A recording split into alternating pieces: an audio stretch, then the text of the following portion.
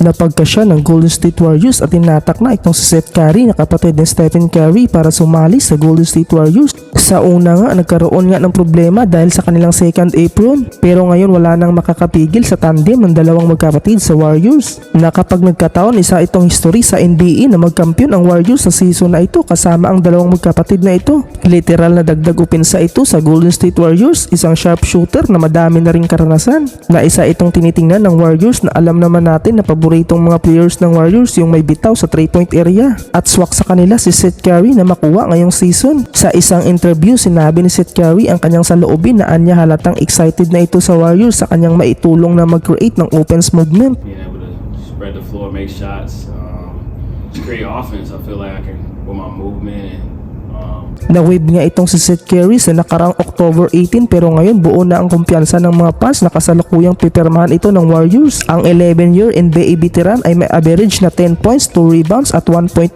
assists per game.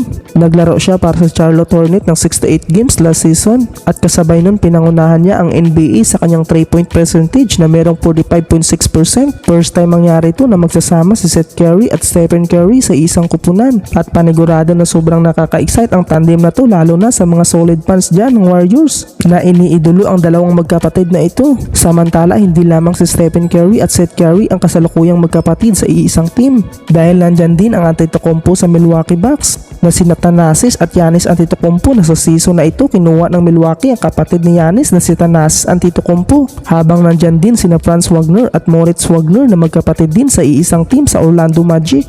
Hawak na noon pero pinakawalan pa, panigurado na lilingon ito ang Golden State Warriors sa lumalago ngayon na player sa G League. Ito ang player na si Kevin Knox na kung saan nagpa-impress sa lahat na nakapagtala ng 37 points, 11 sa out of 20 ang kanyang naibaon sa field goal.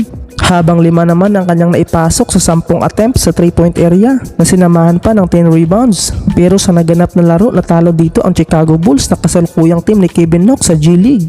So far sa 7 games ni Kevin Knox sa Chicago Bulls sa G League ay nag-a-average ito ng 21.3 points at 6 rebounds per game. Samantala palipat-lipat ang naging karera ni Kevin Knox sa NBA noon na dinadawit sa trade package at sa huli nga bumagsak ulit ito sa G League. Pero sa ngayon malaki ang chance niya na hatakin ulit ito sa NBA dahil sa kanyang malakasan development sa laro. Isa sana sa may malaking chance sa talent ni Kevin Knox itong Golden State Warriors kung saan abot kamay na hawak ito para magagamit sana sa kanilang kampanya. Pero tilay naging madilim ang naging karanasan ni Kevin Knox na hindi gaanong binibigyan ng mahabang playing time. Pero sa ngayon madaming nakapansin ngayon sa magagandang performance ni Kevin Knox sa G League at mukhang magsisisi nito ang Warriors kapag nagkataon na tiba-tiba naman dito ang Chicago Bulls na nangangamoy balik NBA ang player na to. Well, ano ang masasabi nyo dito mga idol? Ibagsak na yan sa comment section.